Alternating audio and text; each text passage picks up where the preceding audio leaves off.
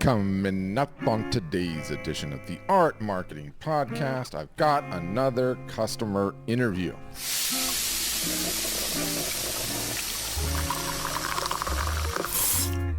Specifically this time talked to long-time customer and friend Megh Knappenberger. She's been on the podcast before. She's featured in our ads over the years, so many of you guys have seen her and know what she does. But she just recently crossed over the $1 million sold mark in her business, so it was an exciting time to sit down with her. I did the exact same treatment on this one like I did on the Jonah one, which is put together a web page that has one, the interview broken up, two, the question and answer session broken up, and then I threw in a bunch of her work that sort of tells her story a little bit. So I will throw the link to that in the show notes. I do a little bit of an intro up front, but I think, again, I'm really enjoying these sessions. Amazing what I'm learning from these super successful artists and photographers, and can't wait to bring you more of them. I hope you enjoy it. On that note, here is the Megh interview. All right. Well, right off the top one, your intro music was a hit, so that's always a positive. Welcome, everybody, to today's interview. So some of you guys are Art Storefronts customers, some of you are not. This session is definitely open for everyone.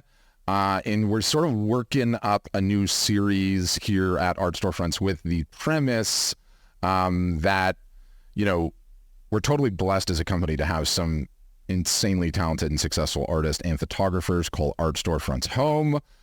Which is the case with Megh today, and she's been with us for quite a few years. And we realized that we need to do a better job exposing some of these folks, their stories, what makes them tick, how they approach branding and marketing and sales, and all of that. And what we've discovered so far, or starting to learn, you know, that each has a completely unique story, a different set of circumstances, subject matter material, a defined niche, or not at all, is the case may be. And I think, you know, the variance in this business, the various different revenue sources, the marketing strategies, you know, the makeups of the business is just so wildly different and super fascinating. There's no one way to get there.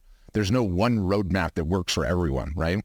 So the idea with this series is really try to get some of these folks on, hear their stories, how they do things, how they approach marketing and sales and creation and work-life balance and everything in between. And yes, to see what we can learn from them. And, you know, I definitely learned a ton on the last one with Jonah, and that was really, really fun.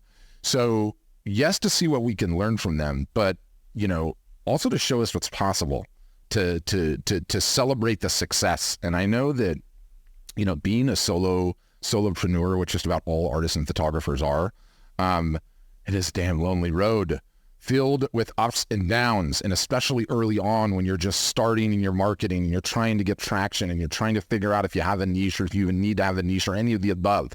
And I think one of the biggest failures that I see for doing this as long as I have is artists and photographers quitting too early. When the road gets tough, when things are not going their way, when sales are not happening to the extent that they want them to be happening. And you always end up quitting right before you get over the top of that next mountain and things start working out. And so my continued hope in all of these is that, you know, by hearing from artists like Jonah last week, from Megh this week, that you leave with encouragement, that you leave with hope, that you leave with motivation to keep you going through the downtimes and the rough times. And knowing Megh for as long as I have, you can ask her. There have been some downtimes on her road. There were times when she was thinking about folding it all up. She has a really funny story in an art booth that you should potentially ask her about. So I wanted to set that up sort of as setting the table. And I think also, especially when you're just getting started, like, you know, the urge is you hear from this new successful person, or you hear from this successful person, and you internalize everything that they did. And you're like, that's what I got to do. I got to do it exactly that way. Right. And, you know, one of the things that I realize in these interviews is that's a normal reaction. Like, okay, well, this is how they're doing that, and just how I'm pricing that. And this is, you know, how many limited editions. Jonah has 12.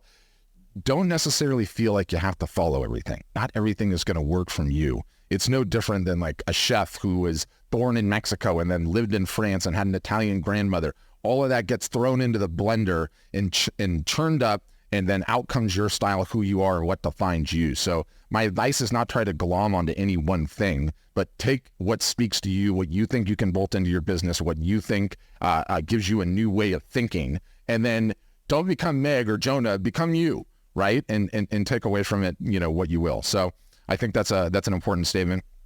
Quick programming note.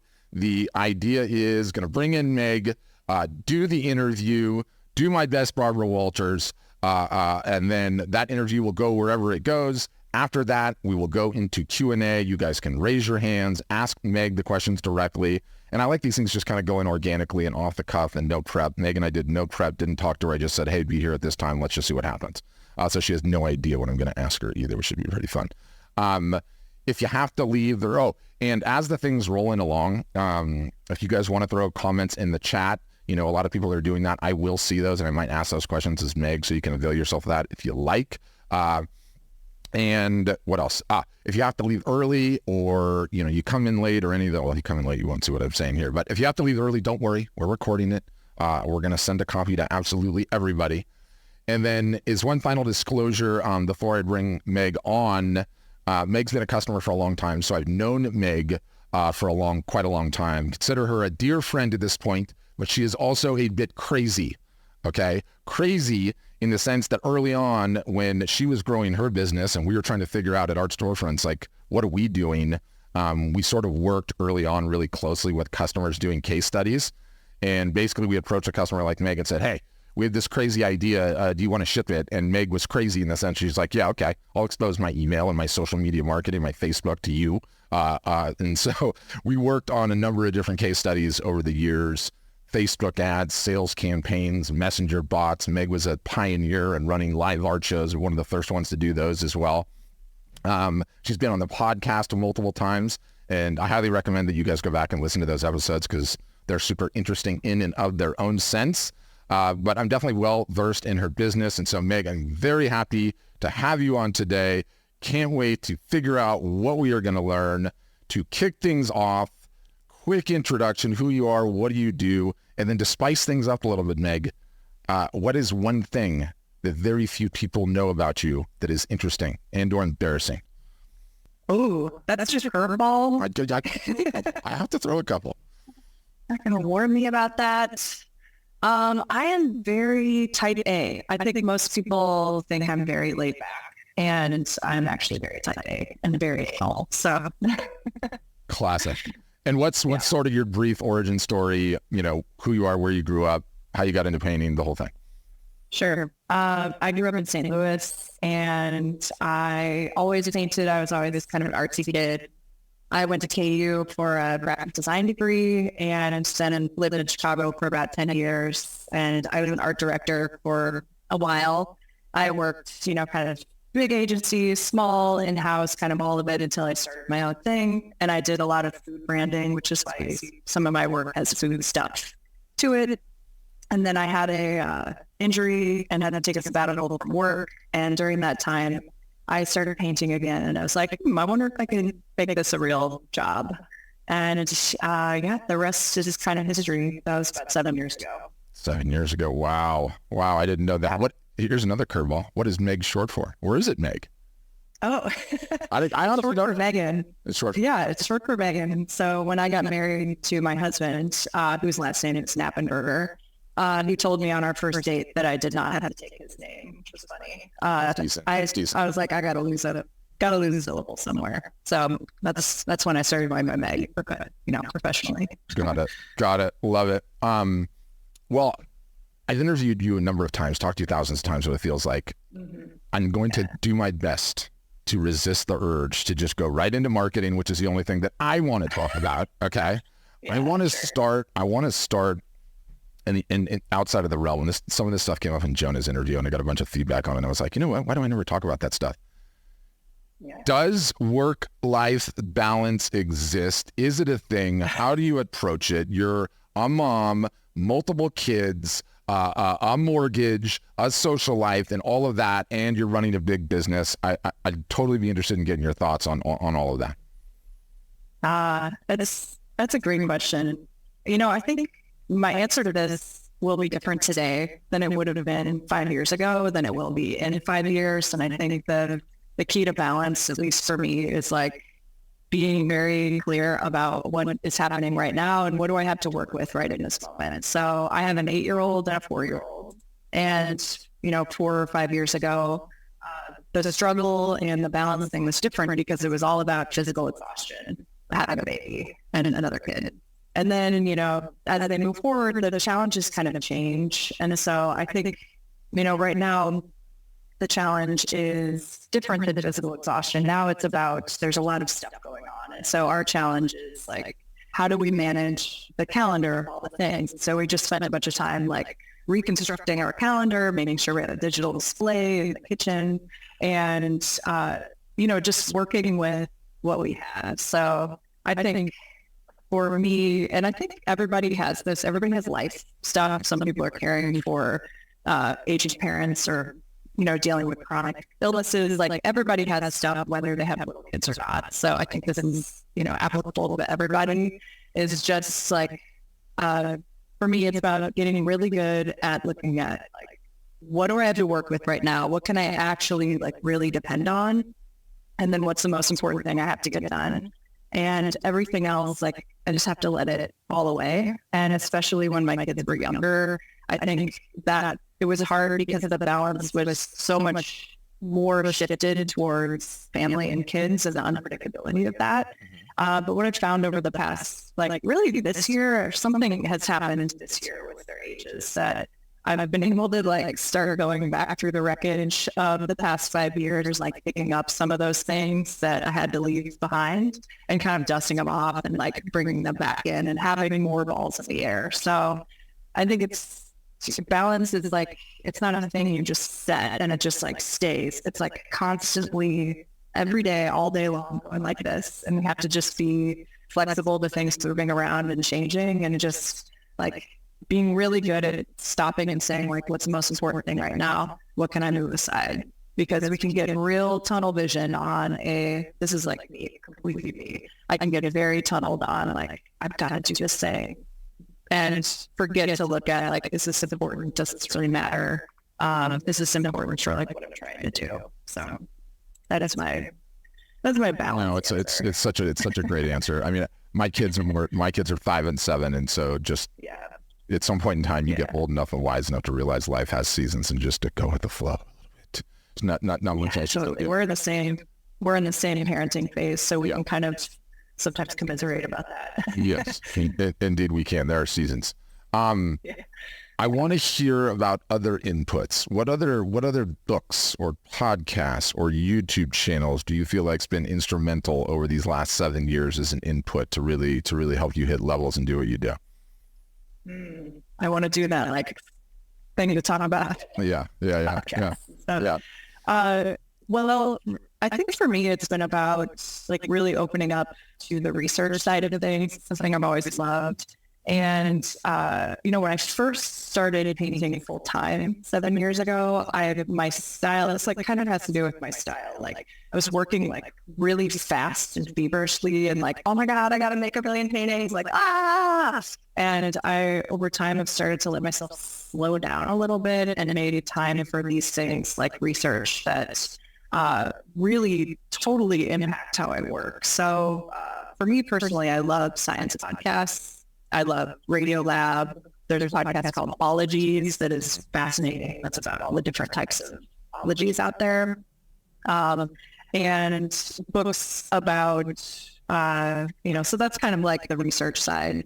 But I also really enjoy reading about other creative people. I'm not somebody who loves other painters and artists for some reason. And for me, it's more about like other chefs, writers, people who are musicians, and reading their autobiographies or the stories of their lives. And that's really inspiring to me to see how other creative people made their way. Everybody does it their own way. There's a lot of similar things there. So, constantly, I listen to audiobooks while I paint. And so I burn through audiobooks pretty fast. The list of what I listen to is long. So I'll try to work in like a business development book, every third or fourth one as well. And I think it's really important to take, I try to take one morsel out of each book. It's not like read the book and completely implement that as my lifestyle. It's like, I try to pick up one thing. It's like, oh, okay. And then that kind of gets my side on the other stuff. And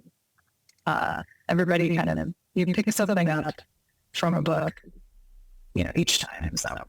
So true. And different times, different things from the book at different seasons along when you read it, which is crazy too. I totally think about that.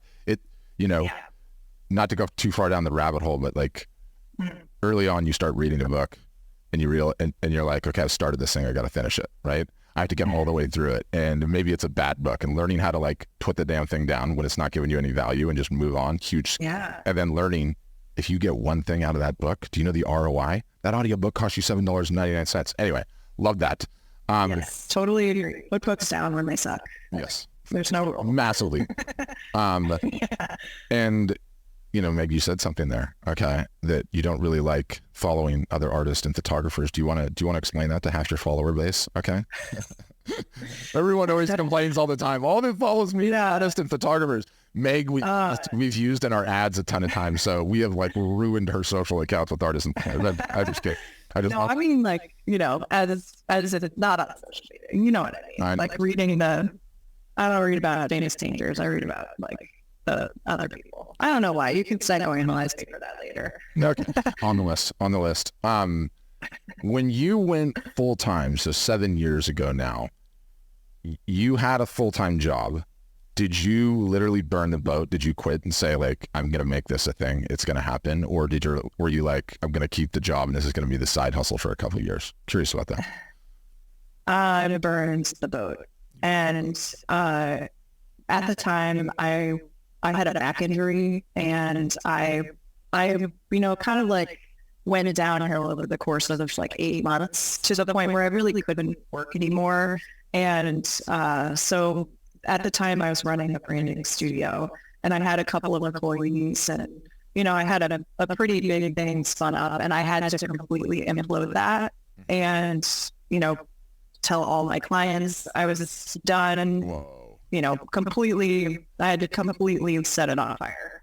But I was just like physically forced into doing that. And I really needed to take 3 or 4 months to just recover. And so I did that, but it's worth noting that at the time I had like a $40,000 nest egg to do that. So that was in my mind. And I think it's important to talk about the amount and how I did that, because it didn't jump with no money. And it couldn't have jumped with no money. I have a spouse, but we are partnered in all the things. So I had that as, here's the amount of money I have. I have a little time to heal and a little time to figure out what I'm going to do. And when that runs out, then we'll see what happens. Yeah. And I'm sure you probably got pretty close. Well, I know you did, because I got it. And I didn't hit I started to make some money. So, it kind of goes up and down. I didn't hit that bottom out point until I was like 6 months or a year into it. So, but yeah, I got to like 17 cents. So yeah, 17 cents left in the bank account until it happened, which is crazy. People always ask me that question. I'm like, well, I'm ready to quit my job and do this. And I'm like, I don't know. I don't want to be responsible for telling. Yeah. I mean, people ask me that really frequently. And I think everybody wants to be told, like, yes, this is a good idea, or people want that, a belief like that to be validated, so that then they can be like, well, everybody told me this was a good idea. And you can't ask other people. Like, you got to look at your own situation. Everybody's financial situation is different. And you got to figure out, I went through the math and was like, how long will this last? How many months can I pay our mortgage? How can I do this, and this? And how much should I start bringing in each month to make this viable? And that wasn't super clean at the beginning, but then over time it did get cleaner. And I'm shocked by how few people ask me that question. And then I say, have you done a math? How much money do you need to live on? And they have no idea. It's like, well, this is a business. You have to make money. Yeah. Do the math. It's really important. Yeah, insanely important. We're in the start, in that period where you were just figuring it out and plowing through the nest egg. Did you sign up with us in that season? Yeah, I'm trying to remember. I signed up within that first year, because I was I was working on getting licensing with KU. And before I could get licensed, I had to be able to show that I could fulfill a large volume of orders. And I was, at the time, I was, printing, packing, shipping, driving UPS all myself. For everything I sold would be nobody did that. Is such a waste of time. And there was no way I could meet, for them to say, yes, we want to give you licensing and your 12% is going to make us this much money. The only way for them to make money off me is for me to be able to fill a huge volume of orders. So I needed something to allow me to do that, which is where Art Storefronts came in for me. Got it. That's just super interesting. And, in the previous podcast, you guys, and in the previous interviews, we've covered, quite in depth Megh's KU story and how amazing that is. And so I don't feel like we need to cover that and go there again. Per se. We've covered it. You can go back and do it. Megh has taught licensing classes inside of Art Storefronts a couple of years ago. She's done some unique things there. What I would like to talk about is, or prompt you on is, I think your superpower as an outside observer, perhaps one amongst many, is reverse engineering attention. Meaning not just creating what you want to create for the reasons of you wanting to create it, but starting with a massive audience in mind, a massive audience in mind, and then creating the work for that massive audience. And then what's been really interesting in seeing you do that is, you've done that a number of different times. That's interesting. But then you also get the massive level up about when that particular audience is massively charged up. Right? I.e. being the KU group and they just won the national tournament, right? I.e. creating the Chiefs stuff and the Chiefs just won the Super Bowl. It's like a force multiplier on the fact that an audience is already there. And I feel like in your recent series of works, you've continued to go back to the well on this again and again and again. Tony Bourdain, Ruth Bader Ginsburg, Ted Lasso, and then you did the women's KC soccer team. So I feel like I'm curious how much of that was intentional, how much of that was strategic. Do you just intuitively do that? And do you think that that's going to be a huge part of your strategy going forward? Or do you feel like you just borrowed that to get attention for the short term? Now you can do whatever you want. Layers to that one. It is. Yeah, it is absolutely intentional and strategic. And I think to act like oh, that was successful, yay, like I just got lucky, like no, that's not how this works. But I think the key to these things that I'm choosing is that there's two parts. I'm being strategic about the work that I'm leaning hard into making and putting a lot of muscle behind marketing, but I'm also choosing things that I'm very passionate about personally. So like there's a lot of the stuff out there that there are big audiences for that I don't care about. And it is much harder to do that, do this with that. So I am saying yes to work when it comes like not, just from me, if I'm doing like a project with another company or something, kind of like the women's soccer team, I'm saying yes to things that are in my, values and care wheelhouse. So I think that's a really important part of it.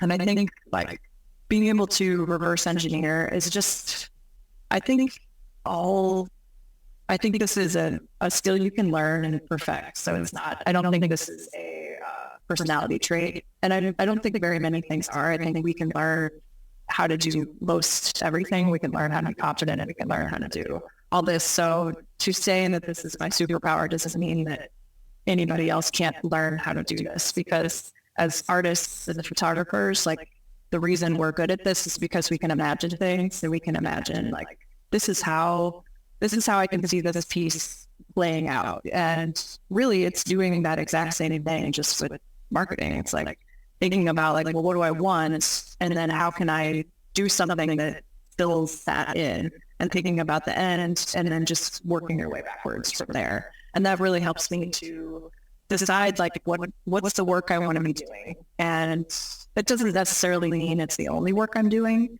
but it is the work that my fan base is seeing. And then it does allow time for me, if I want to pursue something a little weirder, more personal on the side, I can. if I don't share that, like, fine, it's not for them, it's for me. Yeah. So, yeah. Did I answer the whole question? I got lost. No, you did. I like it when it gets lost. I find that to be very enjoyable. I love Gary Vaynerchuk, always loved him, and he's been ranting recently on a couple of reels. I mean, I don't see everything he puts out, but every once in a while it comes to my feed and I look at it. And he was talking about this notion of the top 1%, right? And how using it to prove how out of whack most people's, and his audience is largely kids, right? Like how out of whack people's ideas of how much money they're going to be making. It's like made on the street interviews, like, how much do you want your significant other to make? Like $875,000 a year, right? His point was like the top 1% of wage earners in the United States, the bottom of that 1% is like 400 grand. I looked that up. It's actually higher than that, 600 grand. But where you are and what you sold in terms of art, you're over $1 million level. You've sold, I mean, I don't want to, put too many figures, but the sheer amount of volume that you've sold directly online, directly from your website is staggering.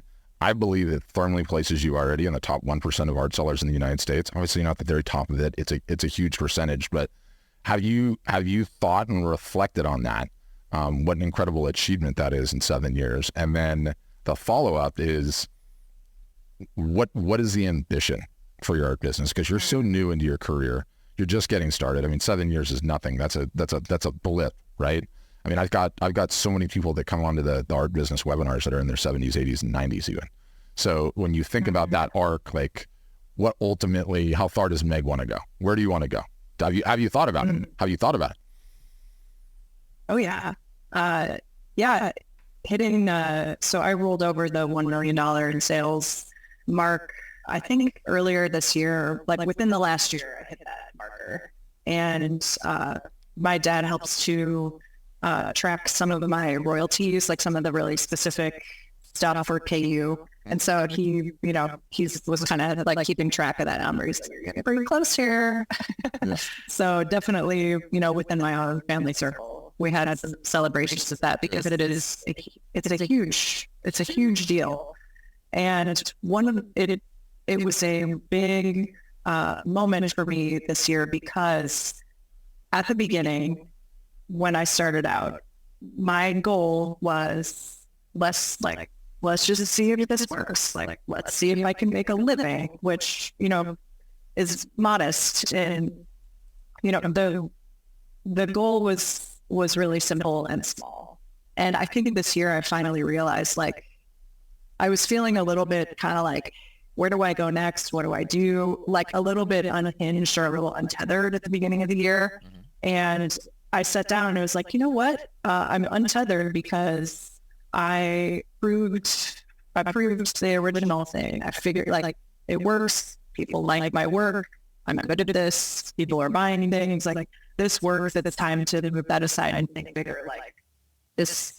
Now, what do I want? Now, like, where do I want to go? And so I have spent a lot of time this year thinking about that. And I've also been working with business coaches and mentors. This is something I've always done throughout my entire self-employed career, which is 13 years. I always have somebody there who I'm bouncing things off of. I'll talk to Patrick sometime. I'll talk to Nick. Like, we will have conversations. Yeah, about like, okay, here's kind of what I'm thinking about doing. So, this year is really about like, what do I want this to do for me and where do I want to go? And I want to build an empire. I want to be a big piece of the Midwest. I want to be a big piece of the West Bottoms, which is the neighborhood in Kansas City where I'm located. I want to buy a building down here, open a gallery, a studio space. And I want to do big projects for example, I'm doing a collection of 11 original paintings for a building on KU's campus right now. This is like a huge project. And one of the things that's cool about this is that the work then it can get reproduced and sell, and it'll hang in a place where it's like a billboard forever. And so I'm saying yes to projects like that are not only cool and for clients, but are reproducible in the future so that I can do something once and sell it 1 million times. And that's really at the core of my strategy is to make work that is both making me money when I sell the original, but is also reproducible and marketable, kind of forever. So my, it's every artist is different. And for me, it's about being very intentional about that original work instead of making my whole strategy about like churning out originals. That is not the way that I like doing it. For sure. And again, I love what you said there, because the deeper I get in this business and the more years, the more experience and everything else, it's like, there is no playbook that works for everyone. None whatsoever. No. And pursuant to some of our conversations that we've had, like, I hammer Megh on developing and cultivating additional revenue sources for her business, because I think there are significant possibilities there. And, I realize as we mature as a business, and I get this all the time, like, people zeroing in on one thing that we do, one thing that we don't, this person, that person, with Jonah last week, it's like, his website's not even on your site. He's doing something different for his gallery. I don't care. Our job, I realize, as a business is like to help create successful artists and photographers. And I don't care what particular service of ours you use to get there, as long as it's pushing you faster to get there. Right. And there's no one rule about how you do it. Like, some of the people that are following you on this are selling a ton of classes, and it's like, it doesn't matter. There's no one way. Just pick some revenue sources that work and keep building the following. One of the techniques and the tactics that we talk about all the time, and it's had a number of different names over the years. It was the curator strategy, and then it morphed a little bit differently. But the takeaway is that go and find somebody that has access to a ton of attention and try to get your art involved with them, right? And along that course, it's like, well, how do I do it? What do I ask in return? Like, what am I going to get out of it? Like, how do I pitch it to them? Just start the damn conversation, because all you're looking for is one big win where you can go back to the well and back to the well and back to the well. And I feel like, that original KU deal for you, and everyone's asking, what's KU? What's KU? Oh, Megh got an official licensing deal at the University of Kansas, which somebody just corrected me because I put Kansas University KU. Anyway, University of Kansas, to paint the mascots and sell this. And then it turned again into, you painted the basketball stadium. And then back to the well again. You've done like multiple events with them, and you're still doing events with them. So you essentially found someone that had attention. You got one deal over the line, and now more. It's what the whole strategy can and should be. Yeah, and you were talking about the curator strategy and different streams of income. And one thing that you were really pushing at the beginning of this year was smaller like merch items, things that people can impulse purchase. Yes. to pull new customers in. And something really interesting is that I did the Ted Lasso piece last December. Mm-hmm. And I did that piece. It was on my website. It was all there. I met Jason Sudeikis. Like, we did the whole thing. Is he cool about it? Literally, yes, very nice. Yeah. I met him for 5 total minutes. So I don't know. It's not like we're best friends, but we, did all that thing, and you would think like certainly everything sold after that. Like, nothing. Like, it was just totally quiet. Then, as the season 3 and the finale started to kick up a few months ago, I created a mug with that image on it and just the word believe. And I did a cool video of it, and I did a giveaway with a curator who had 250,000 followers. And I shit you not, I sold so many mugs that my bank called me because they thought it was fraud. Because there were so many charges coming through from art storefronts or the chargeback. And they were like, oh, what's going on? And then I did another giveaway the following week, and it happened again because I sold so many pieces of the merch, which brought in all of these new people into my as purchasers onto my website, into my email list. And it's just a perfect example of that giveaway cost me $5 in cost. And it got a great engagement on both sides.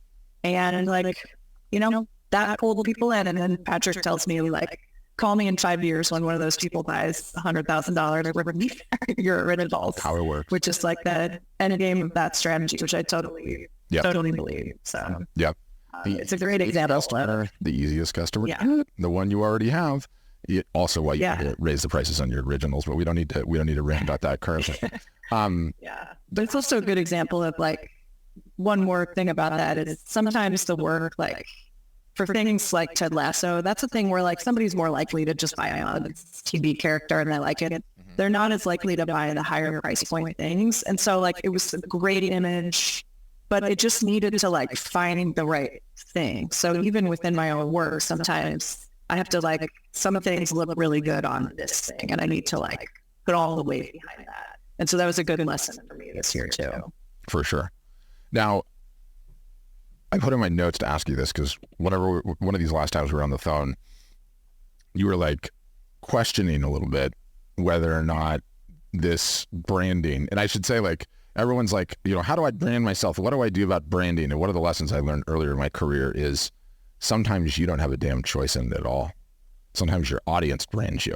And guess what sticks the best is when your audience brands you. And so Megh has kind of started with KU and it's since morphed into these various other Midwest, Kansas, Missouri icons, like whether it's the Chiefs or whether it's the women's team or whether it's some of the work that you've created that is representative. You were worrying a little bit on the phone about, do I want to be pegged down as Midwestern Megh, which is short for Megan, or do I want to try and hit something bigger? One, do you remember my advice, what I gave on that? And two, have you come around on that? Yes. And yes, I have. And I think this is tied right in with that beginning of the year question of like, okay, it's time to pick a new goal. And I did sit in it and think about it for a while. And ultimately, like you said, my audience has kind of branded me as a Midwestern artist. And also it's something that I can't really separate myself from that. It's such a part of who I am and how I work and the way that I look at the world and the way that I think that like this idea of like a Midwestern ethos is now like, I've claimed it, I guess is the best way to say it, because it was already there. I wasn't going to separate myself from you're owning it. Yeah. And that was my advice to Megh when we talked on the question is like, I could argue both sides, right? Like you want the world to be your oyster and be able to sell into much bigger markets. But guess what?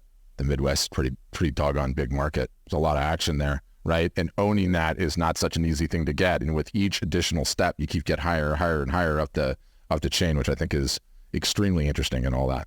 I want to ask you a question about priorities and time. I do not want to turn this into an ASF pitch session, but you're on Copilot. Copilot's helping you. Okay, great. It's giving you some time back. How are you allocating the time that you're getting back as a result of that? Where are you finding is the highest leverage place with that time to go back to? I'm painting. Like, that's the biggest one, is being able to set a more defined schedule for myself during the week, kind of, and this takes time to like figure this thing out. It's like what works best in terms of when, but oftentimes I would come in on a painting day, which means it would be pretty open. And I would be like, oh, I haven't posted anything in a while, or I'd start like making a video of something that I was working on. And then I would kind of fall down that like social media rabbit hole and get sucked in. And so it's just helping me to know that like that little like da-ding, da-ding, da-ding, like keep that thing going. Don't let it die. Like that little bell in my mind has like really quieted it down, because I know even if I'm like completely in the cave for the week, there are things that are moving that I just need to sit down and review once a week or once a month. Really, it's like once a month now. So it's totally awesome. Super, super interesting. One other thing I want to wind back on that I think you probably really always enjoy, and I think you would be super active on, even if you weren't trying to build your business, your art business, is you took to Instagram super early. You're mega active on the Instagram and always have been. Let me define that. regularly posting, not just regularly posting about her work, showing a window into Megh's world, what makes her tick, what she's interested in, where she's traveling to, little windows here or there, right? Understanding that, leveraging polls and stories and the whole thing, right? The whole full tactical thing. I think, one, I want to hear about what impact you think that's had on your business. Generally curious, don't know. And then two, I think you strike a really, really good balance between not just making it about the work all the time. And then also, you know, I've been ranting recently. I'm not sure if you've heard of any of it, but it's my firm belief that 50% of an art sale is the art. 50% of it is the story, the artist, and what makes them tick, how people bond with them and, like, you know, can represent. And it's, you know, it's funny because the guy that runs Instagram, his name is Adam Mosseri. He's got a huge account, and he does a really, really good job of practicing what he preaches, i.e., you know, I own the social network. I run the social network. I'm going to be extremely active on the social network. And if you haven't followed him, you should totally follow him because it's interesting to keep up with the latest. But he's got like a huge dad life section, right? Like, when have you seen Mark Zuckerberg post a single solitary damn thing, right? Like, never. No one knows what that guy's up to. No one really cares. Elon Musk does a good job of it too, to a certain extent. Twitter's a different network, or X now. But anyway, not about that. You strike a very good balance. I'm curious what your thoughts are on that. Do you just enjoy it? It comes natural, in which case everyone's going to hate you for that. Or do you feel like you're intentionally doing things there in a certain way where you're breaking things up like that? It's intentional, definitely. And I think I read something a few years ago that really stuck with me, that social media, like let's hold on, I wrote it down because I want to make sure I get this right. Like on Instagram, my audience is not there to serve me. I am there to serve them. And what I'm there to serve them is entertainment, not anything else. People are on social media to be entertained. So I think at the beginning, you know, I was guilty of a lot of like early Instagram, you know, goof on us, whatever, everybody was. But I have constantly tried to learn and watch and kind of see what other people are doing, read things, and just kind of see like, what do people recommend? And then also like what feels good to me. So I don't always just like follow things. But one of the things that I think is a crucial social media thing is that sometimes I see people, like, especially being an artist is a solitary pursuit. And sometimes it can be like, there are things that can feel really hard. And we can get into this mode where it's like, oh my God, I'm doing 10,000 things and no one ever sees any of it. And I have this whole audience out here, or like, I'm not sure about this thing. And we like use social media as a way to like affirm our decisions or whatever's. And like, no. They are not there to like affirm and serve us. Like, we are there to push pure entertainment out. And that doesn't mean it has to be like sunshine and like only like happy, perfectly styled stuff. It just means it's intentional to say like, my intention is to tell stories and to connect with people. And sometimes those stories are, you know, they're whatever, they're all over the gamut. But I focus on making sure that like pausing, and if I'm about to like post something that I'm like, well, is this me just needing a place to put a thing?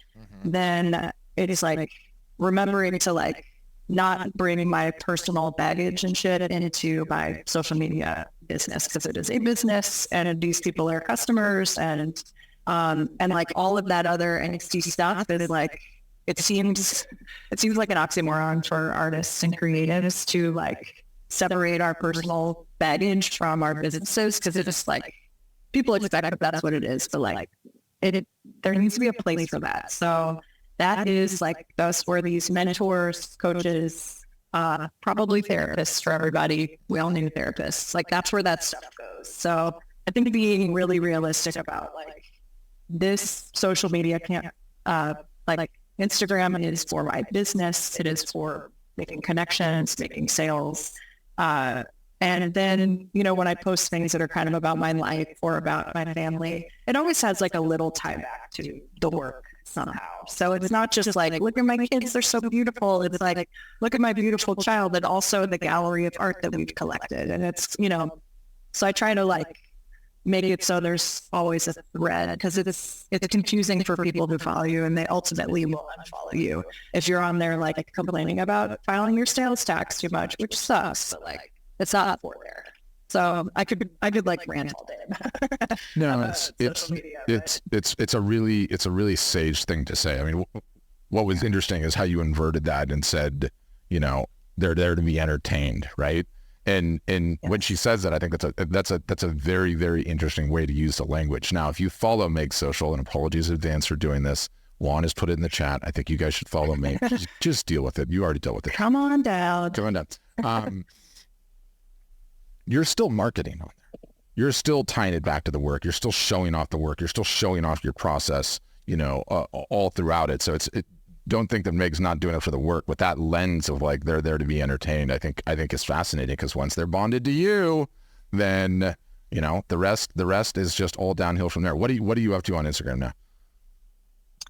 I've been really quiet this month because I'm so deep in this big KU project. So it's been a lot more heavily the co-pilot stuff, which is great because that is just kind of like keeping the engine running. For sure. But what I'm working on right now is this like, figuring out how to tell the story of 11 pieces of art in a way that, that has to get stretched out over time. And the research, and like, I could talk for the rest of my career about this project and fill all of the time. So it's a really interesting thing. And it's something that I'm thinking about and planning and strategizing while I'm doing the work, is like, how do I talk about and launch this work in November for Q4 and tell these stories in a way that people can digest them, and like balancing like how much to say and how much to hold back and where to put the details. And this is one that I haven't done this before. I haven't done it for this many pieces of work that have a story that's so big. So I'm still trying to figure that out. I don't know. Watch in November. For sure. And that's why I'm asking these questions selfishly, right? Because for a long time we were relying as a business on spending too much money on ads, and we've since like really fired up our organic program. One, because I have to teach all my customers how to do it, and two, if you're not walking the walk, you are a fraud. So I've been hammering it really, really hard, still learning, still figuring things out every single solitary day. I don't think you're hammering it hard enough. I think there's more upside potential. I mean, it's just too important to the social network, right? And I always talk about the two of them in conjunction. Insert the word Instagram or Facebook, it's the same thing. It's all the same different post types in the storytelling and everything else. Do you find that you're learning to enjoy it more, enjoying the art form that is storytelling, and in those little boxes that we have to shoehorn the content into?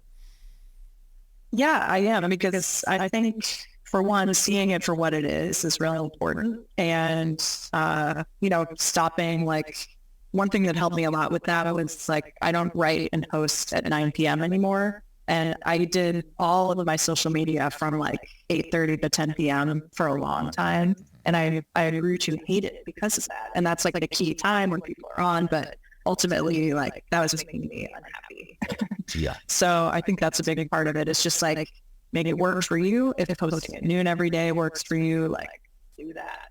Ship it when you can ship it. It is so true. Yeah. And then just like leaning into the things that I like doing about it, and then I'm keeping track. Like, I'm keeping like pretty high level numbers across the board on every part of my business, and consistently Instagram is driving the most people to my website and is driving sales. So that just reminds me, like, this is working.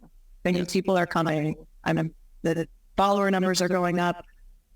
I have a lot of good connection with people through there, and that also feels good. So very good. Yeah. And I just want to clarify things. Okay. Megh has a ton of momentum and a ton of traffic, so she needs to spend more time on her stats than the rest of you. Because I always say to everyone, like, stop looking at your stats. Don't look at your stats for like the first couple of years, because all it's going to do is prevent you from continuing to ship content and get better and better and better at the storytelling. So Yeah, this is the first year. I'm on year 7, and honestly, I'm on year 13. And this is the first year that I have ever really, for one, and had time, because I've learned how to scale myself in other ways. Yes. Especially like with marketing. But yes, this is the first year I've done it. So there's a lot of things that, like, there's processes and things that you can't do these things until all the little fires are out everywhere else. And at the beginning, there's little fires everywhere. So it's just, things change and the focus changes over time. And you just like figure it out as you go. Oh yeah, 100%, 100%. Yeah. I think that was perfect, the perfect amount of time. The one thing that I'd like to end, and then we'll open it up on the Q&A is, and I'll sort of tell the story, because I love talking about the low points and the suffering and how it all goes. But early on in Megh's career, she was like in an art booth somewhere, and didn't someone like throw up in the booth, or did? Yeah. So like on her feet all day on a Saturday, like 8 hours, somebody throws up in the booth. Okay. And she sells like, $300, and she's like, what am I doing? No, I sold nothing. You sold nothing. Okay. So this is your just straight goose egg, wasted the day cleaning up puke, the entire thing. And then she pivoted to what she did now. As much success as you've had, I'd be very curious, what advice, knowing what you know now, would you go back and give to year 1 Megh? And then what advice would you have for everyone that's on this call that, is in year 1 or year 2 or year 3? I would say advice for year 1 Megh would be to slow down a little bit and let the things about making the work and like take more time in the art making process. I felt very rushed and kind of like, and my style has evolved in cool ways since I have like allowed myself more time for play and experimentation and just kind of like goofing around. Like, I wish I had allowed myself more time for that in year 1. And for everybody else, I would say my biggest piece of advice, this might sound a little dark, but ooh, I like intrigued. No one is coming. Like, you have to be the person who goes out and gets the things. Nobody is coming to find you, to put you on the news. Nobody is coming to tell you that your work is finished and like it's good enough and you should go. No one's coming to tell you that you need to charge more for your art. No one's coming, and you have to be your own like biggest, this is so cheesy, but like you have to be your own biggest fan, because if you can't look at your work and say like, that is good, I did my best, I'm ready to put this out into the world, and it's worth $20,000, and like that's the price, no one is going to tell you that something's worth $20,000. And if you are afraid and you say like, oh, I don't know if people can afford that, like no one's going to pay you $20,000 for something if you're like, I don't know. Like, you have to be confident, and confidence, like I said this earlier, but this is worth repeating, like confidence can be learned. I am not a naturally confident person, and it's something that I thought was a personality trait for most of my life. And it's not. It can be learned. And the way it gets developed is like anything else is through practice. So like, just pay attention. Like if you do a thing and you're like, damn, I feel good about that, like write it down and like do more of that until you begin to feel more self-confident, because there's nobody out there who's going to do the things for you and make the decisions for you and validate everything. Like, it has to be you. So do it. Be yourself. Love it. Couldn't finish on a higher note than that. I think that was great. We went right about 55 minutes. Amazing. I don't think we're going to touch any higher points than that. I do want to ask you about your tattoo, but I will save that for I actually asked her about it already. I just like making fun of her for the tattoo. It's okay. So what I want to do is I want to open it up to Q&A. And if you are new, you're not an Art Storefront's customer, you don't know how this goes. If you look at the bottom of your Zoom window, there's a little smiley face and it says reactions. If you click that thing, there's a way to raise your hand, digitally speaking, that lets me know you have a question. I can bring you on. You can ask Megh whatever you like, and she will answer to the best of her ability. I want to be extremely sensitive to Megh's time, and I thank you for the time that you've invested in this already. I really appreciate you for that. So I would like to keep the questions short and succinct and to the point, so we can let Megh get back to building this business. And on that note, you ready? Ready for Q&A? Yeah, let's do it. All right. Okay. Sorry you got there first. Go ahead. You're up first. I'd like to just say thank you, Megh. And thank you, Patrick. I thought you asked very insightful questions, and Megh, you gave really interesting answers. I did get a little nervous when you said it took me 13 years because I'm 64. And I just don't know.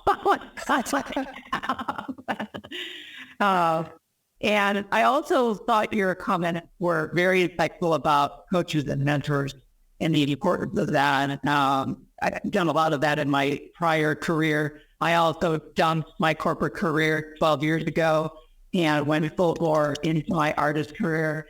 And, you know, it's a journey, and it helps to have someone by your side. So I just really wanted to say, you know, thank you for sharing, Patrick. Thank you for asking such wonderful questions to get Megh to share her story. It's very inspiring. And I think the thing my takeaway was when you said that you drove towards your audience first, you know, that you have to be responsive to that in order to create the space to do the work that you're most inspired by. And they'll follow you there if you give them initially what they need. And so, and lastly, I just want to say, I just did a promotion where I took a piece of art and I put a quote on it, said, "Be yourself. Everyone else is already taken." And Oscar Wilde said that over 100 years ago. And I used that, cricket, but nevertheless, very important message. So thank you, Megh. Thanks, sorry.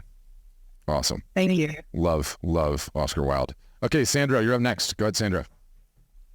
Thanks, Megh. Thank you, Patrick. So wonderful to hear you and be with you on this. So I have a question. I'm here in New York City, one of the greatest places to sell art and be an artist. And I'm starting out. I've been doing this for a year now. And I'm curious, like, with regard to the story about the person vomiting in your booth, not selling anything. Like, I'll go out to the streets with my prints. I'll take some shots on Instagram. I'm in I would say a year and a half of doing this. I started drawing and painting during pandemic again, and I had put that aside for many, many years. I actually got into film school with my painting, but then drifted from that, and now I'm painting again. So I guess my question is, like, what were the things that you specifically did that you felt were beneficial when sales were like not existent in the beginning? I mean, I'm a people person, happy to talk to anyone on any corner about anything. So that's never really my issue. It's just more like I'm sitting on the corner in the financial district with tourists everywhere, and they're looking at my art prints, and they're like, "Wow, cool thing of the Empire State Building," but they're not buying it, right? Like, so it's just, how do I go from sharing, showing, connecting to the purchases? That is a great question, and welcome back to painting. I feel like so many people found their way back during the pandemic. That's really cool, and I think you need to just keep at it. I think being a year and a half in, while that feels like an eternity, it is so fresh and back, you know, in terms of building a following and getting things going. And I also think it's important to be mindful of, like, where you're selling things and what the perception of you being in that place is. So if you're, you know, on a corner in the financial district, it's kind of like, what is the perception of the work? Is it like you're a busker, or like you're somebody who's, you know, like the people who are like the statues? Like, are people perceiving your work as like valuable and fine art if they see you on a street corner? And would they see the same work differently if they saw it shared by somebody on social media who's like a New York I don't know, like tourism, New York person, and they're like, go find this person, they're here. So I think, thinking about like, look at yourself through the lens of how the people you want to buy your work, how do they see you? And then like, is it at the right level? They might just be perceiving your work as not valuable because of where you are. So try selling it in another place. Love that. Fire another era for sure. Laura, you had your hand up, then it went down, so I saw your place in line. Go ahead. Oh, thanks. Came in again, fellow Chicago. I good to see you. I guess my journey has been switched a little bit in the sense I'm doing a lot more in-person art fairs. And I think your comment about telling the story is really important. And for me, that's been a really great testing ground for me to really talk about my process with my portraits because most of it is custom. And I've gotten a lot of learning of where the customers, I know Patrick, you talk a lot about friction, of where the questions are. And from that, I'm using on my Instagram post to answer some of those questions. So I've opted and I've actually gotten a lot of great content for my social media because of that. So for those of you that are doing real art fairs, I think that's really valuable. But I do want to say one thing that I noticed about your Instagram right from the beginning is that your personality shone through. The way that you talk, it came across, you seem like a real person, you seem very approachable and all of that kind of stuff. And so I guess there's all these templates that are out there and I've stopped using them. I would just tell everybody, like you said, just be yourself. People want to get to know you. So just don't try to always follow because we as artists, we don't want to be like everybody else. So kind of confusing to me when everybody tries to mimic. And I think that comes across to others when you're not seeming real and people want to buy real art. They want to buy it from a real person. But that's why I started following you, was because you came across as genuine. I just wanted to say that. Excited about all your successes. And I'm hoping to follow in your footsteps in a few years. I've really started reading it more into my art business and taking more seriously past 3 years. I still have a day job. So it's a big juggling act, but just seeing people like you succeed, that's been really cool to see. So thanks. That's all I want to say. Thank you. Awesome. And I love the not following the templates, right? Or like copying what everyone else does. Like being you is the only thing that matters. The templates and the stupid music and the transitions, it gets all the likes and comments and shares is complete bullshit that does nothing for anyone except stroke your ego. Be you, right? Do you, show what makes you tick. I don't see you doing any of that stuff. You like what is the point? I'm going to go on a side tangent, right? I'm going to pipe. All right, Dave, you're up next. Go ahead, Dave. Hey, Megh. Hi, Dave. I want to say, first of all, I don't know where you get your crystal ball, because one thing that Megh does really, really well in the Kansas City area is following trends. So when KU wins the basketball championship in 2022, Megh was already on top of it. When the Chiefs won the Super Bowl last year, Megh actually had someone on the field that was actually giving her bags of confetti from the field to put her in her art. When Casey Curry got really big, our women's pro soccer team, and started to actually, get some momentum and actually become really big in Kansas City, Megh was already on top of it. So, when it comes to her marketing and just her ability to see what trends are happening in our market is amazing, because, it's not like that she is like going out and just making a painting of, landmark in Kansas City. She's actually following the trends that are actually out there within the Midwest, and actually getting in front of that, like the whole Ted Lasso thing. I mean, she did this Season Today's Kids thing last year, and then with Ted Lasso ending this year, that really blew up. What I want to know, Megh, is, marketing is, always been hard for any artist, and the Facebook thing and doing Instagram seems to be really, doable. You just get on there and do what you need to do. Do you also do your own, are you doing your own weekly email marketing also? And are you kind of still following the art storefront calendar when it comes to the email marketing part? Great question, and thanks for the kind words, Dave. I believe you are a KC guy as well. So. I am. Not a KC representative. I think you hit on two things here. So one of the things about this that you said is that marketing is hard for all artists, and I think it's really important to acknowledge that marketing is hard for all artists, but why? And I think many of us, myself included, especially at the beginning, have this romantic notion that we're going to be in a Sunday, beautiful studio painting all day with people doing all the other things for us. And maybe someday if you can scale a business to be that big, to support that many employees, if you think about the reality of that, to expect that all of our time should be spent making art and any other time is a pain in the ass. We all have to let go of that.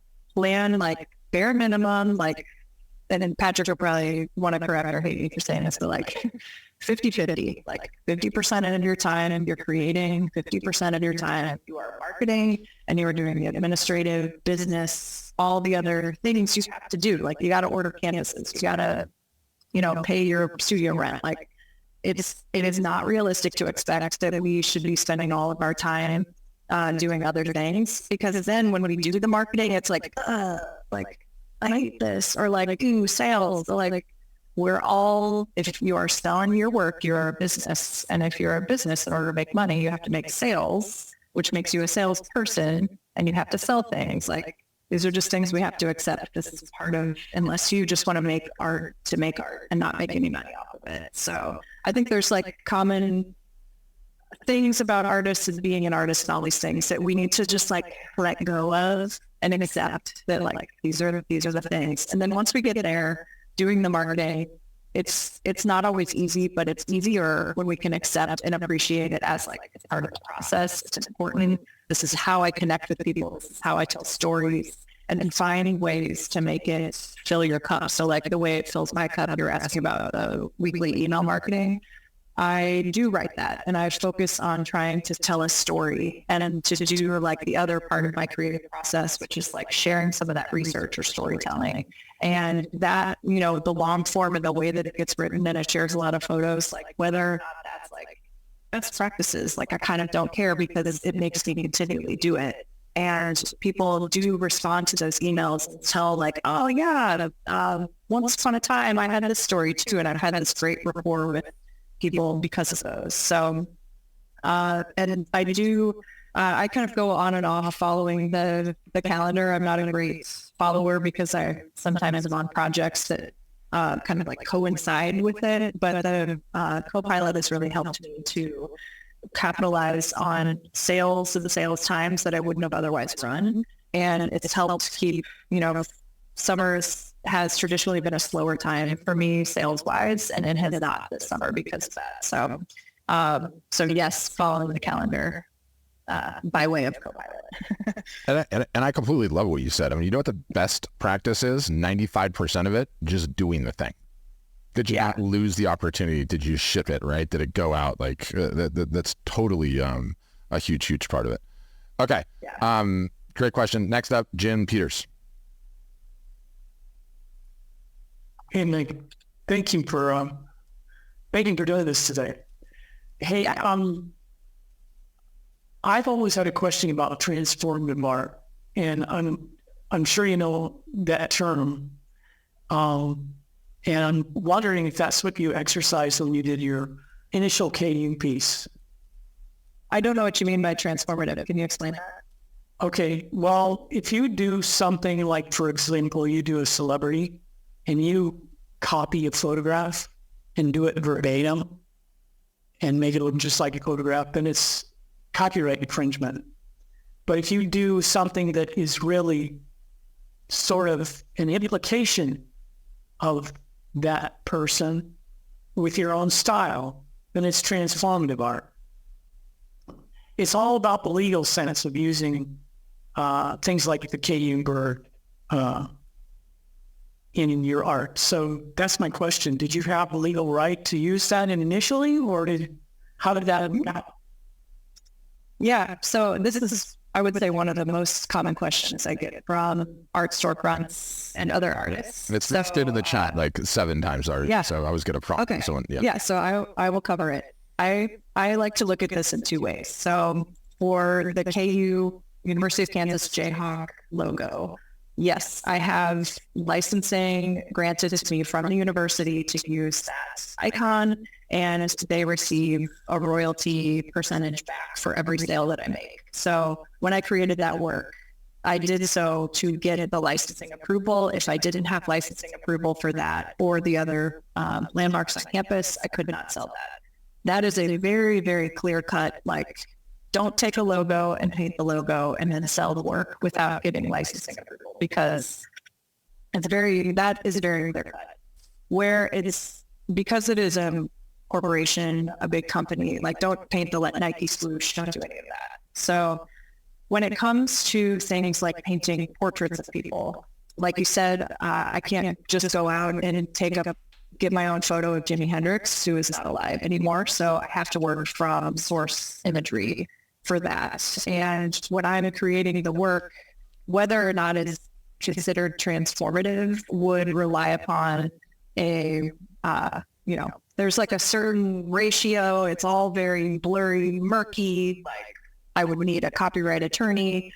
Who's going to come after me is probably like a Jimi Hendrix, people who manage his estate, with whom I'm trying to get it licensed, by the way. My goal is always to get something licensed, but it is not always possible. So when I'm painting a portrait of somebody's face, I am weighing what is the risk factor here for me? And I am always saving a percentage of the sales of that piece in case somebody comes after me. Because here's the cool thing. If I paint Dolly Parton and they come after me, that means I'm on their radar. And then I can say, cool, actually, I've been saving. I would love to give you 10% of all the sales. And also, could we talk about how I could continue to give you 10% of all these sales? They might say yes. They might say, give us your money and stop. They might say, continue giving us your money. There are a lot of different ways these legal things can go. And so I think it's just having an open mind and the preparedness for, like, if you are doing a piece that gets on somebody's radar, especially like a celebrity, that's great. This is all also to say, I know you guys probably all saw the big court case that came down for the Andy Warhol piece, and that a photographer should be, and it all kind of falls under the same thing. Photographer says, like, stop using that, or give me a percentage of your sales, or license that image from me. Just being told or being caught is not the end. It is just simply opening a conversation, and you might have to pay back some of the royalties for that thing. And, like, just be prepared to pay back royalties on the stuff. But I would say that really only applies for things that are more amorphous, like celebrity pictures and people, where it's a little harder to define where that image came from than it is for, like, the Nike Corporation to catch wind of your painting and be like, stop using our logo. But, fan art and stuff like that, it's pretty rare that when you're doing something complimentary and, like, a fan, and to be, like, called out and told to stop doing something. So I think that I didn't think about the risk of all of it, but I don't not do something just because there's no way I can get it licensed. So I'm not an intellectual property attorney. I have one, and if there were something that happened, I would know who to go to. But I think for all of us, I'm a small fish in a pretty big pond. So for me to not pursue a painting just because I'm afraid I might get sued is like, if it's a painting of a person I really admire, and also many of those have a donation component back to something meaningful to that person, like, that all feels pretty okay to me. Awesome. What a fantastic answer. What a genius hack too. Like, the most difficult thing to do is get past the gatekeepers to the person that actually makes the decision on whether or not you're going to be able to license something. When I say most difficult, damn near impossible, right? Yeah. Damn near impossible. And that is a clever little hack that I imagine in your career is going to work out for you, because it's all about starting a conversation. Yeah. Well, that's it. Yeah. Amazing. Judith, you're up next. You'll need to unmute, Judith. I'll let you know when you get it. Mic icon, bottom left-hand corner. Okay, sorry about it. That's okay. Anyway, it's been a pleasure to be listening to you, Megh. And I haven't been active in a few months. I've been traveling and then had some health issues, but I have baby questions. I'm 83 years old. I've been painting for a while, and now I'm more serious about selling my art. And I don't know social media. I'm on Instagram and Facebook because Art Storefronts told me to do that. But I don't know really how to get followers. I was told to post something every day. I got a few more people by doing that. I'm ready to gear up again. And do you have any advice for me? Oh, well, I love that you are focusing on selling your work. And I think talking about your story and talking about how you are pursuing your art career at 83, like I don't want to call attention too much to your age, but I think that pursuing it and talking about like what type of work you're making and your story in your life is the best way to get new followers and fans, because like Patrick said, and like we'll all say a million times and drill in over and over again, people don't buy what you do, they buy why you do it. That's like a classic Simon and Sinek quote.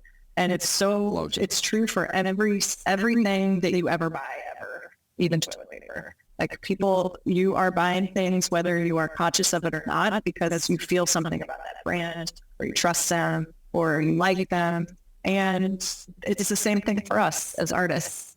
Nobody can tell our story better than us. Nobody can talk about why you make the work better than us. And that's what people really want to see. They want to know, like, well, why did you paint that? How did you do that? Tell me why you have a personal tie to that. Tell me about you grew up here, and that's interesting, and so did I. And like, it's social media. That's the cool thing about it, is that we can use it as a tool to tell our stories and do it in so many different ways. So I would just start, I think, by maybe practicing writing some of these things down, and like, pairing some of those stories with just images of your work. That's like a really simple way to not complicate it too much, not try to make like, complicated reels and all that stuff. Like, I think just putting in like a little paragraph and just starting to like tell your story in a little verse. And then there's lots of other tactics through, like Patrick can probably link, and there's like Art Storefronts guidebooks and ways for growing your following and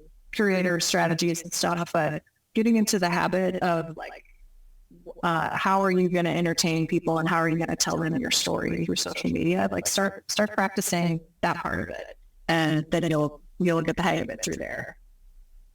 Yeah. And I would also say, Judith, like, being 83 and not being super native to social media and having it be confusing.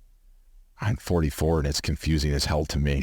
They're constantly moving the buttons around. I don't understand how to find things. I'm supposed to be a social media marketing expert. I can't even get into Facebook to get my stats because they've hidden it on 65 different menus. It's supposed to be awkward and annoying.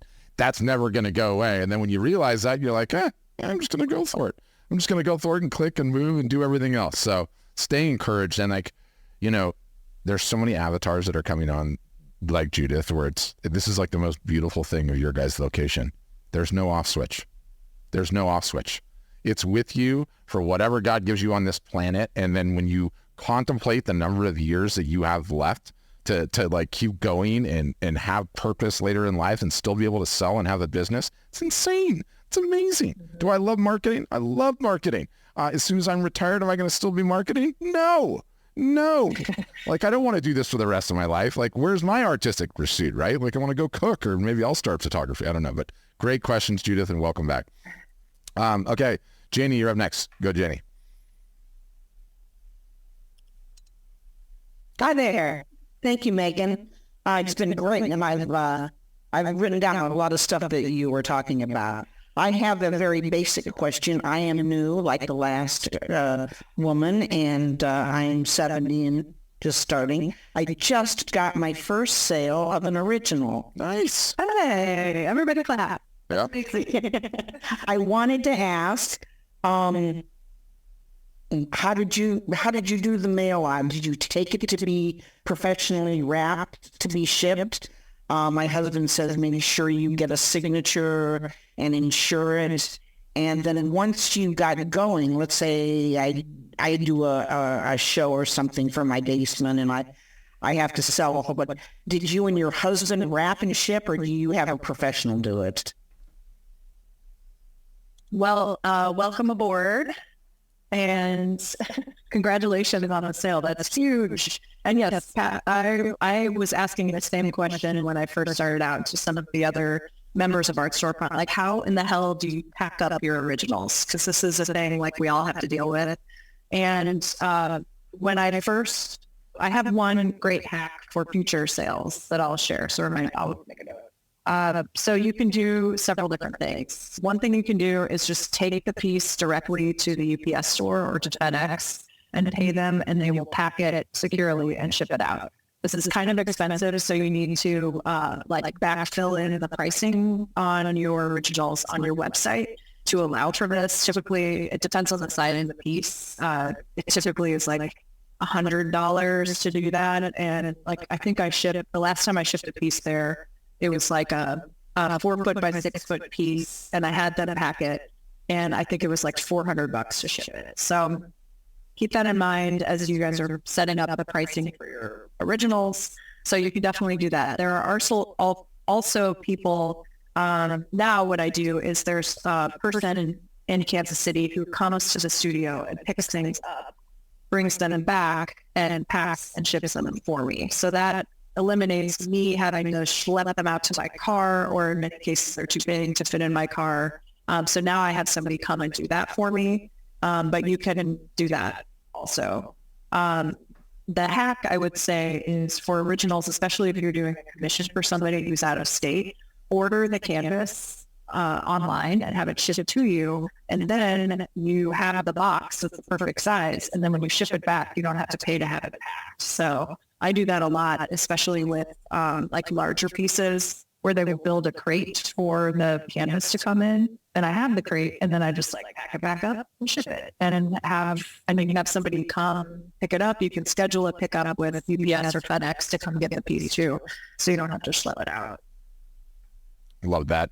And that's also what we recommend always with the, I have to hand sign my prints or my limited editions. It's like, okay, have them pack it, ship it to you, gently unwrap, quick sign, right back, same packaging, out it goes. So that's a variation of that, and I love that. So smart. Yeah. All right, Karen, you're up next. Thank you. Amazing presentation, Megh. Fantastic. Thank you. I'm going to go kind of fast with a question.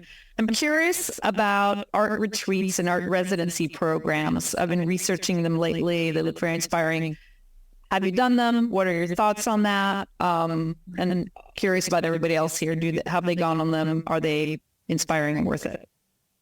Ooh, I love this question, and this plays so hard into my romantic ideal and just going away for a month and making art for the months.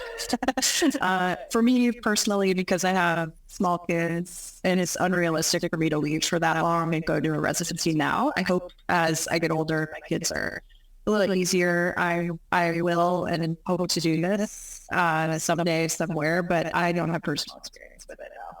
But I think getting away and spending some time to just really dive in on something is great. But also, you might just need a vacation too. If it sounds really good, you might end up just sleeping the whole time after me. So, classic. If anyone has responses to that and you want to throw in the chat, though, you certainly can. Okay, Charles, you're up next. Go ahead, Charles. Hi, Megh. Thanks for being here. Your story to me is fascinating. I love how big you look at how you do your stuff, and you're, looking at trends and kind of, looking at kind of reverse engineering your career, so to speak. I'm new to Art Storefronts. I think I'm just in my first month. I kind of created a problem for myself in that I mean, it's a very good problem to have. So I signed up for art storefronts, and in the first month, I've gotten about 20 commissions. And I know this problem well. yeah, Carry on. yeah. Essentially, I found out I was going to be laid off because of the writer's strike at Hollywood. I'm in animation. And so as soon as I found out I was going to be laid off, I got on Facebook. And this is even before I was on Art Storefronts, I think. And, you know, started like just showing some of the things I'd done for the past year. And I hit a very specific market up where my cabin is up in the mountains outside of LA. And I like do dogs and I do cabins, and like people love their dog, love their cabins up there. So that's pretty much my career right now are those things. And I literally could make a living at this. Yeah. Now the problem is what I'm finding is like, I really want to do other pieces that I actually can sell as prints. And like, you know, like you're saying, sell 1 million copies of, you know, the one thing that you do instead of doing one thing for one person and only getting your bang for your buck out of doing that one thing. Yeah. I started showing my stuff at a gallery last week, and I got a commission from that too. And now I'm starting to see, well, some of my commissions can be made into prints and people will buy them. So I'm now looking at it like that. So I guess, like, what do you do with a problem like that? Because I need to like get off of that train, you know, Yes. like stand away from that. I have like 4 months of work ahead of me that I have to do, you know, and I love it. I mean, I'm glad, but you know, Yeah.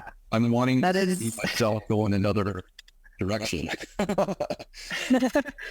Oh man, I have so many similar feelings and stories, so I could relate to this so much. First of all, welcome to Art Storefronts, and I would say sorry you got laid off, but it sounds like things are going okay for you. So, so that is good. Okay, so you got a lot of commissions. So for one, I would say, if it sounds like you might be hitting a cap point. So what I think you need to do is like cap off your commissions right now and say, I'm not accepting any new commissions until 2024. You can leave it open-ended, but collect those people's email addresses and put them in a box somewhere where then email that list of people when you're ready to reopen. So like cap it off now, because a lot's going to probably change for you between now and 4 months from now, since you're so early. For one, your prices are going to go up. So you don't want to lock in people for commissions just on like an ongoing, never-ending basis, because if you lock them in at a price now and we don't do the work until 2025, this happened to me. This is so hard. People are locked in to pay you X amount, but you're actually, if you were taking it on at that moment, you'd be charging way more. So when you cap people off and then bring them in later, then you can charge them what you're charging at that moment. So I only take them on really, like right now, I'm only taking them on like one at a time. So, and then I'm very learning and lessons from this is like, you will do more of the work that you show people that you do. So if you're just showing cabins and dogs, you're going to do cabins and dogs. People are not that creative when they're asking for commissions. People will commission you to do the work they see that you can do. So if you don't want to do cabins and dogs, you need to do some other work and show that work. I did a portrait of somebody's cat like a few years ago, and it is like the dopest painting ever, but I never showed anyone because it was like, I will paint people's cats until the day I die if I show this. So like, be mindful of that. And I would say also with these pieces, set the expectation with the commissioner that you retain the rights to your work and you retain the right to make reproductions of that work forever. And if they would not like you to do that, here's the price for that. So they can buy you out, and the piece can just be for them, but it's going to cost, 4X or 5X or 10X or whatever. I have a commission contract now, and there's a clause and a spot where people can buy out like the full rights to the piece if they don't want me to make reproductions of it. So you can do that, but just set the expectation, because if you are going to make reproductions, I did that with some early pieces. And thankfully it was a family member, but they were kind of pissed that I was selling reproductions of it. They didn't know that. So that was a lesson learned. And thankfully from somebody who could like easily forgive me. So just make sure to photograph everything you do, like photograph it high res and hang on to it. And then you might be able to sell reproductions in the future. And also one like final note on this is something I've just learned this year. I'm being very specific about only taking on commissions and work and any work that I can make reproductions of, because my time is valuable. And if I'm painting a portrait of somebody's grandma, like, I love that so much, but I can't sell that to anybody else. So the price is going to be like a lot. And people can choose to pay that, or I can like move on to something else. So be mindful of taking on and prioritizing the work that you can make reproductions of until you have that, engine really like running the business. And then you can take on some of those more specialty commissions. What a great question. And I got to chime in because I'm just laughing here a little bit inside. Yeah.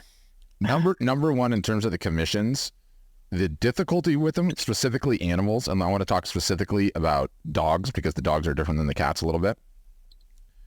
Everybody wants a commission painting of themselves or their dog, or themselves and their dog, or whatever it is, their dog. Everyone loves that. You know what no one loves? Buying anything that is someone else's dog. Now, that doesn't 100% apply to cats, I found. The cats are a little more generic. And I was just laughing because I was like, he should quit, because you're so right. I completely agree with all of your advice. It's like, you keep going down that path, you're going to be in that path forever. It's like, I want to quit drinking. Well, let's stop going to the bar, right? Let's stop going to the bar. But I was laughing because a book of cats and cabins in the San Gabriel Mountains, or wherever the mountains are, would be hilarious. And that would totally sell cats and cabins. It's got a ring to it too. And no using the name so, okay. I got to keep moving. This time constraints. Absolutely. You would. That's genius. I love what you said about the buyout clause too, because even if you have no intention of ever selling it or reproducing it, that would just be a way to increase your AOV. So hell of a great advice there. I'm totally stealing that. I will do citations where required. Okay. What was it? Compliment to you, Megh. Like, I'll cite your name, Megh. I stole this from Megh. Oh. Yeah. Yeah, whatever. Okay. Hannah, you're up next. Go ahead. Okay, maybe I just missed it, but what year since you joined Art Storefronts did you purchase Copilot? And do you wish you would have done it sooner, or kind of talk to me about how Copilot works specifically for you, please. Sure. I purchased it, I feel like when they were like doing the big launch event thing, like 4 months ago. It's only 4. Yeah, it's only 4 months old, so she couldn't have purchased it. Yeah, back then. Yeah. Oh, okay. Yeah. Do I wish I had it before? Absolutely, yes. And do I wish? And one of the things we've been talking about for the future is like, how do I tie more of my here's a video of Megh painting a thing stuff into it. So I think that's like the future of it. Yeah, we're gonna go. Is that? Yeah. I mean, we're not there yet, but like, I think it's a beautiful way to like take things that we've already thought once really hard about and like let them go out and like make babies on the internet. Awesome. Sorry, I got distracted by something. Okay, Janine, you're up next. Keep it pithy, Janine. Okay, keep it pithy. Megh's time is valuable. It's not office hours. Okay, Janine? Come on, Patrick, you don't love the worst of the vendor. Anyway, Megh, it's really great to meet you. I'm going to try video because I have a bad internet too. It's great, really great to meet you here in this forum. I joined Art Storefronts in 2020, right at the lockdown, painted up a star. But you were the first people that I recall Art Storefronts mentioning and showing your, that you were basically having success on the platform. And of course, they would have that with that. And it's great. It's really exciting. I appreciate a lot of the practical tips that you've given today. Really helpful. Like yourself, I'm a graphic designer. My business is 40 years old. I'm older. And I'm sick of it. Yeah, I'm sick of it. That was a huge success for many years, primarily in Los Angeles, started out in New York. And I really loved doing it, but I don't love it anymore because the industry has really become different. And I don't need to get into all that. But I also have a piece of art that I can scale that I want to possibly, if not license, just scale and sell lots of it, lots more than I have been. And Patrick, I think, is aware of what I'm talking about. I've kind of gotten my marching orders from Nick, especially to really get more eyeballs on it. And that's what I need to do. I have a lot of confidence in the art, and it's a very popular seller, but on a very, very tiny level. So basically, I want to ramp it up and sell a lot more of it. Hearing all the different things that you've done have been very helpful, but is there something that you would, just name as a very important thing to focus on? I know with Nick, it's, get... expand your audience. I've only got 500 emails. That's not very many. 500 is a lot when you compare it to 0. So I would say, way to go, getting 500. And I always love connecting with other graphic designers because I totally get it. And my husband is still one. So I get how the industry is changing.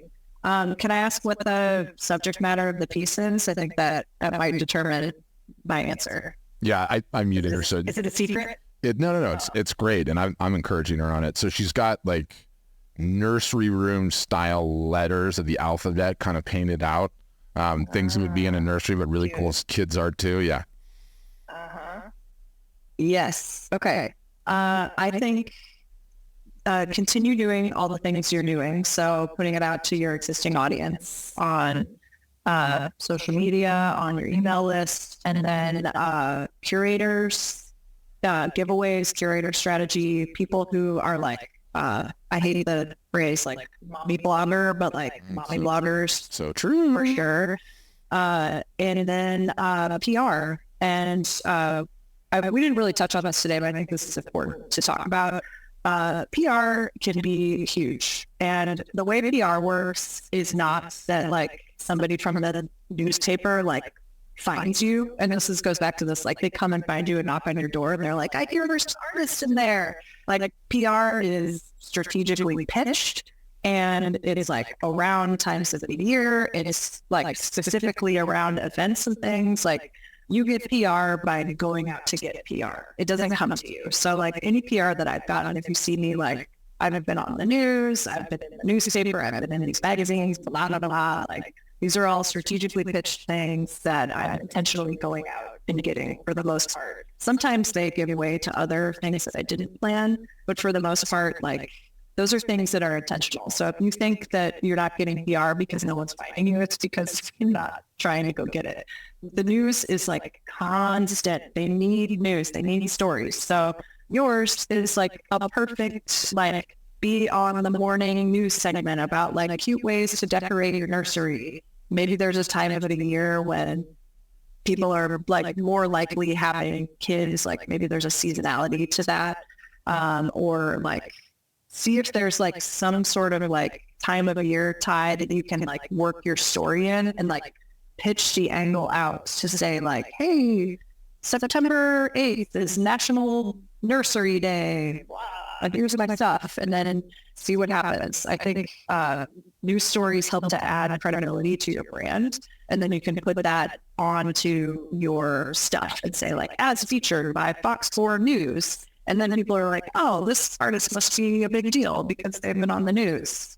Just because you knew that being on the news gives you credibility. That's like a secret that not everybody knows. So try getting other people to talk about your work at the same time that you're talking about it, and try to pitch your wagon to somebody who has a really big audience of people who would go bananas for writing the name Bernadette out in all of your letters, which would be a great sale because it's a lot of letters. Awesome. So true. All right, Jonathan, you're up next. Go ahead, Jonathan. Hey, how's it going, Megh? Hey, Jonathan. A couple quick questions. I am a new stay-at-home dad. Wondering if you had any advice for artists with kids. How old are your kids? He's about to turn 2 in 3 weeks, actually. That's awesome. Good for you being a stay-at-home dad. It can be kind of like disorienting to switch into being a stay-at-home parent. My experience with that was through the pandemic, actually. I was like, whoa, what? So my advice would be to, I touched on this a little bit earlier on, but to take it day by day and think about like, what are the things that I can absolutely rely on and that are like set things, and what things are unpredictable. And especially when it comes to like your schedule and your time and like your to-do list and what you're trying to get done, try to only put those things into the actual number of hours you have to work, and try and make it realistic. Like, you might be able to work every night between like 8 and 11, but like, if you work home with a 2-year-old all day, like, you're going to be tired as hell, and you're not going to want to work 8 to 11. So if your kid naps pretty dependably, while that might not be a long-term thing you can plan on, you might get an hour where you can do 1 hour of work, and then like build your schedule into that so that your to-do list for the week is simply like, 5 hours of work, and you can like notch them all off. And at the end of the week, you can be like, I did it. It was awesome. You can't set your expectation to be that you're doing the amount of things that somebody who's doing it full time is. And you can't try to do it while you're also with your kid. It doesn't work. So you have to like do a little bit at a time. And then as your kid gets older, you can like do a little more. But also when they stop napping, it's like near impossible to do any work while they're awake. So just, do what you can with what you have, and don't set your expectations of yourself too high, because it'll be disappointing. Strong drinks as well. Strong drink. At least my case. Strong cocktails. And Jonathan, we can only do one question. So yeah, that was your one. I gotta keep moving through because we're getting up to the hard stop here. Okay, Andrea, you're up next. Hello, how are you? Thank you for being here today. I guess my most pertinent question is, it's kind of like I resonated with something you said, that you didn't want to churn out originals, and I feel the same way. I really want to be able to focus a lot on prints, because I don't make a million originals. I work large and in oils, and it's time consuming and heavy layered. So I'm trying to push that, because I'm okay with selling my originals. I do want the prices up more. And I also was listening when you said, charge what you think it's worth. I know it's a little scary here. I'm not sure how you do that, but I don't think that the gallery I'm in is charging enough, and I would rather sell them a lamb. But so that's kind of a combo question, I guess. Maybe you could just fill me in on how you feel on those two things. Sure. I think you might have just answered your own question. If I can be so blunt, if you don't think your gallery is charging enough and you should sell it on your own, then you should pull out of the gallery and sell it on your own. I have feelings about galleries. I think everybody needs to follow their own path, do what works for them, but they need to be working pretty hard to get 50% of that amount. And you're also not really retaining a relationship with the people that they sell the work to. You don't own that, they own it. So you want to own your people and your relationships and those stories. So I would say, if you don't feel good about that, then like listen to your gut there and pull out. And then as far as selling more prints of your originals, what you may need to do for a little while is to take your time that you spend in painting and your time that you spend in marketing and shift a little harder into marketing to get that engine of selling prints going. So in order to sell print reproductions, you need to have an audience of people. There's one person buying one original, but a lot of people can buy prints. And so you might need to just spend more time doing things like sending emails, posting to social media, doing curated giveaways, doing some of those press and PR things that I was just talking about previously, and growing the funnel at the top so that there's more people in it. And then once that kind of gets moving, then you can bring it back in balance, and you can paint and work on your originals a little more. Okay, great answer, right? Aylin, you're up next. Go ahead, Aylin. Hi, I just kind of came upon this live, my mom shared it with me. I just have a very, very basic question. You mentioned briefly that you had started in like booths, and I'm in the very, very infant stages of my own business, and I wanted to like kind of test out the market in booths, but the season's kind of going to go by me for it. So I didn't know if you had like any recommendations in terms of like for personal experience where a good starting, I guess it's like test the market would be. Is the work ready right now? I'm in the process of like getting some inventory in. I've been very encouraged to invest in it, but I'm giving myself the actual like push that I need to do it now. So I'm just trying to gauge like if I'm doing it in the smartest way. Meg, I've got the good one on this. Do you? Okay, you go. Is your house capable of having a garage sale? I get we live in an apartment. You might need to do a friend's house with a garage sale. You can. What I don't want you to do is wait. I don't want you to wait on anything. I want you to get whatever work you have and try to get it in front of eyeballs. And so I love to fake a garage sale and move all the crap out of the garage and try to sell it. And actually, you could care less about the garage sale. You're selling the art. But you could also, set up somewhere where there's good foot traffic and just throw all the works up on a table. And if somebody comes and yells at you, the worst they're going to do is just say, take it down. But I've got people that I live in the beach community. People do this at the beach all the time. They don't even ever chase them out. Don't wait. Even if the season's going to pass you up, like get into it, Aylin, immediately. Do not wait because you don't know what you don't know. And your mom is awesome for putting you in here, by the way. Love that. Okay.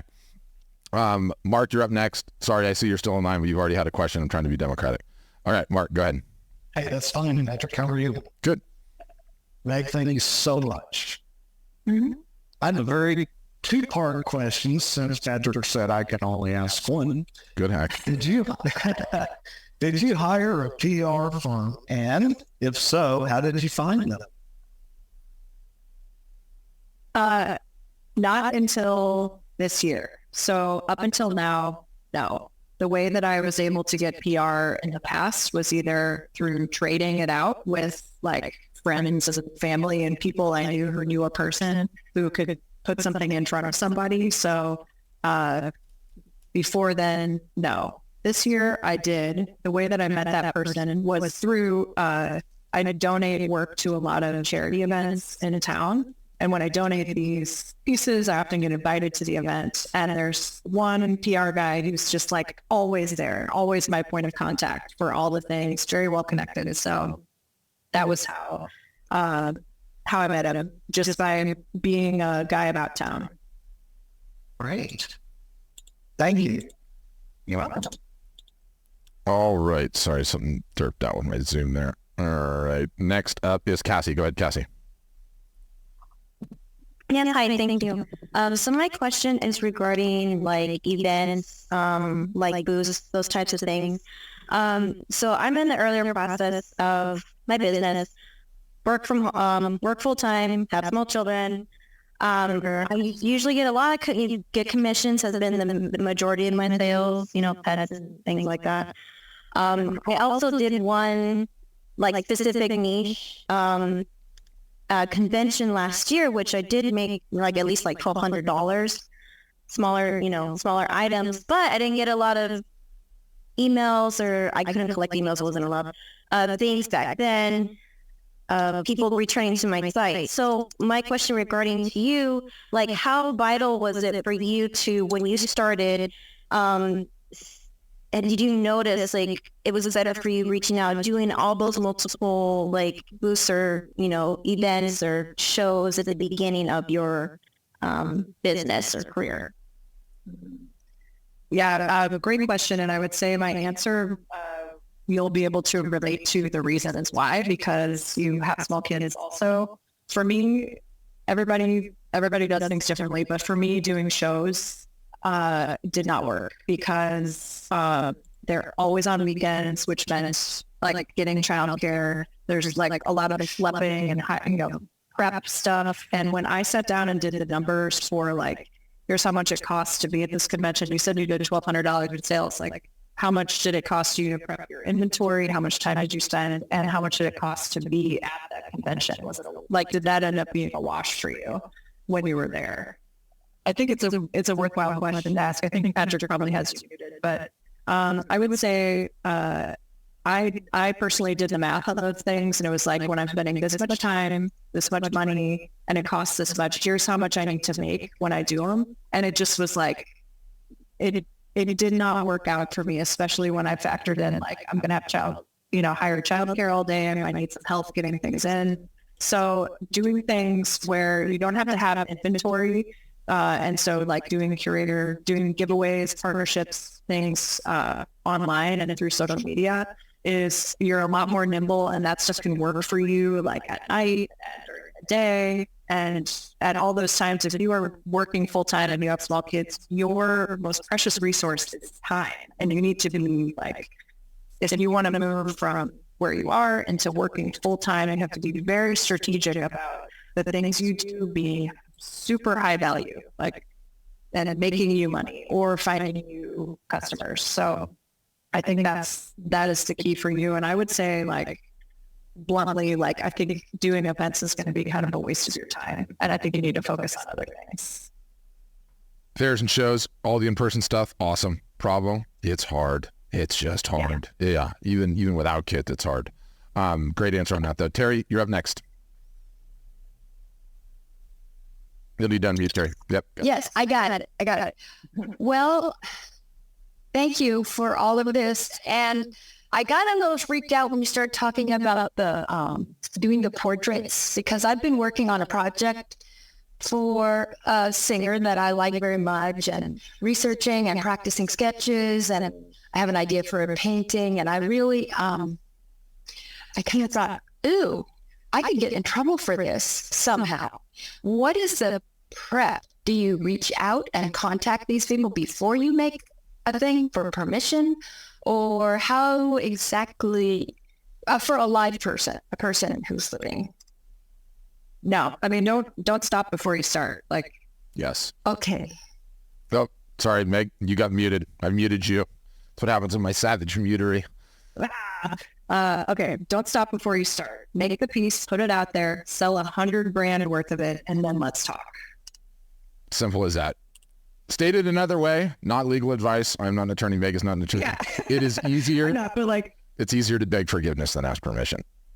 Yeah. Do not let it get in the way. Just crank it out and stop worrying about it. It is just not a problem. And, the odds are that it might never be a problem. And if it's never going to be a problem, then people hate me for this, for saying this, especially the legal minded, is like, you're dealing with a problem that's not a problem, and then you end up spending a month and a half of your time dealing with a problem that's not a problem. It's never going to be a problem. Yes. Right. Yes. Got Mike Warren in the chat said permission is almost impossible to get. Getting noticed is almost as hard. Somebody should put that on a t-shirt. God, that's so true. It's yes. Seriously. Okay. Go through the worst possible case scenario, and then it would all be good. If you get noticed, that's great. Like, it's don't stop before you start. Yeah, look at this picture of us sitting around. Yes, we got sued. I know. I totally imagine. All right, Muffy and Karen, and then Megh, we will let you go, and you've been so gracious with your time. I really appreciate you. Go ahead, Muffy. All right, thanks, Patrick. Megh, I watched you when you did your studio moving sale, and I'm in the process of building a whole new studio right now, and I've got a lot of extra work I've got to get rid of. What would be your best takeaways for how I could move forward before I move into the studio? I'm pretty sure that there's a basement sale or like a art sale playbook that they put together. So I would say follow that, and then turn on a notification, like a ding. Like there was like a ding and a bling in the background every time somebody bought something on that sale. And I think it created some kind of fun like FOMO. So set it up so that when you get an email for a sale, just turn on your phone to the ding every time you get an email. And then as people buy things in the background, they'll hear that like, ba-ding. Yeah, that was so good. We have it in video in the vault somewhere, but that was a wild one. It's a long time. Yeah. That was years ago now. Crazy. We blink and they go by. Yeah. All right, Karen. Yeah. Hi, Megh. I've heard about you for a while too, and congratulations on your success. I have a couple questions. First was, I just out of curiosity, how did you get Jason Sudeikis involved once you created your painting? I know there was a charity element, but and I was curious what he thought when you first approached him. I did not. The charity approached me to make a piece for their annual fundraiser, and Sudeikis is a friend of the charity owner, and he comes in every year to be part of it. I didn't know the meeting or any of that was going to happen until about 6 hours before. So that was all just, it happened that he autographed the original, but that was not part of the process. Really, I was just creating a painting as a auction item for a local charity. And he liked it. He was like, smiled, and it was weird. It was more weird for me probably than for him to see the face of the person next to the painting. Yeah, it's classic. Megh, amazing job. Totally appreciate your insights. I learned a ton. Had a great time. Thank you. Raise the prices on your originals. They're too cheap. And yeah, thank you. Appreciate it. Thank you, everybody. Any parting words? I should have at least given you that. No, I would say I covered a lot of ground, but if people want to DM me, I probably shouldn't open this Pandora's box, but if you have follow-up questions, it might take me a while to get back to you, but I will. To the 10,000 people watching this stream on Facebook and YouTube, please DM Megh immediately with multi-point detailed questions. She prefers a bullet point of at least 20. Thanks, Megh. Appreciate you. Yeah. Everybody have a great rest of your weeks, and we'll see y'all soon. Bye now.